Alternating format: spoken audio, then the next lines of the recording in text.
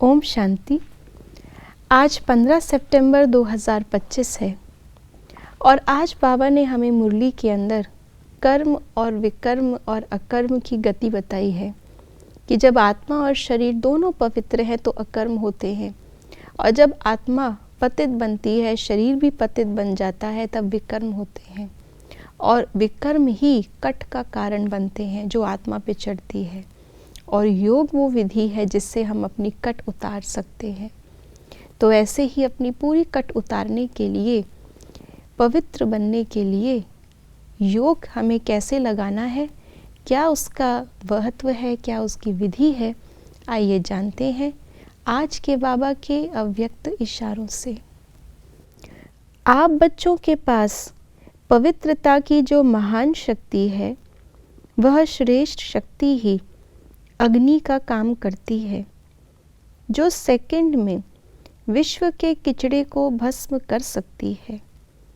जब आत्मा पवित्रता की संपूर्ण स्थिति में स्थित होती है तो उस स्थिति के श्रेष्ठ संकल्प से लगन की अग्नि प्रज्वलित होती है और किचड़ा भस्म हो जाता है। वास्तव में यही योग ज्वाला है।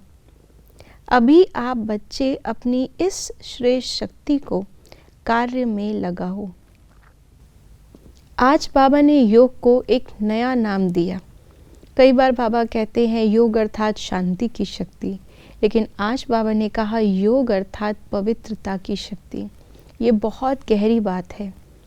आज बाबा ने केवल इसका एक पहलू सामने हमारे रखा है कि कैसे जो काम योग से होता है, विकर्म विनाश, वही एक्चुअली पवित्र बनने का साधन है। पवित्रता की शक्ति भी क्या करती है? विकर्म विनाश। तो योग की शक्ति ही पवित्रता की शक्ति है, या ये कहें पवित्र स्थिति जितनी जितनी हमारी होती जाएगी उतना ही हमारा योग जो है वो ज्वाला स्वरूप बनता जाएगा, निरंतर बनता जाएगा। कई बार हमने बाबा की मुरली में सुना, बाबा कहते हैं अगर बुद्धि का बर्तन साफ है तो ही ज्ञान ठहरेगा। अर्थात ज्ञान ठहरने के लिए क्या चाहिए? साफ बर्तन अर्थात पवित्र बर्तन। फिर बाबा कहते हैं कि जितनी जितनी आत्मा पर से कट उतरती जाएगी उतना ज़्यादा चुंबक खींचेगा। अर्थात चुंबक खींचना, बाबा के साथ हमेशा रहना, और उसके लिए चाहिए आत्मा की कट उतरे, अर्थात आत्मा पवित्र बने। तो जितना ज़्यादा हम पवित्रता का अभ्यास करते हैं उतना ज़्यादा ही हमारे योग जो है वो निरंतर बनता जाता है। और पवित्रता व्यवहारिकता में भी है, सिर्फ आत्मा की पवित्रता नहीं, लेकिन आत्मा के संकल्पों की भी पवित्रता, व्यवहार की पवित्रता, कर्म की पवित्रता। हम जो सुन रहे हैं वो पवित्र हो, हम जो बोल रहे हैं वो पवित्र हो।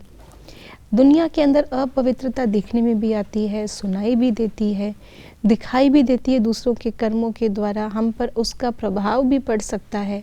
लेकिन अगर हमने अपने आप को पवित्र आत्मा निश्चय किया है तो पवित्र आत्मा सदा ही अपनी पवित्रता की शक्ति से दूसरों के विकर्मों से भी सेफ रहती है।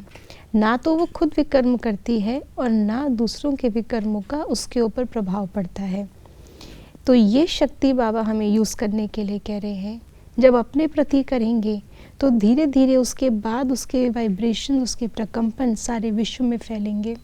अगर अभी स्वयं ही उसका अभ्यास नहीं है तो फिर वो ज्वाला स्वरूप बन के विश्व के किचड़े को ख़त्म नहीं कर सकता। पवित्रता वो आईना है जिसके सामने खड़े होते ही अपवित्र को अपनी गलती एहसास हो जाती है, तब उसके अंदर से भी वो अपवित्रता का संस्कार, वो किचड़ा समाप्त हो सकता है। इसलिए ऐसा पवित्र दर्पण बनने की अभी हमें आवश्यकता है। ओम शांति।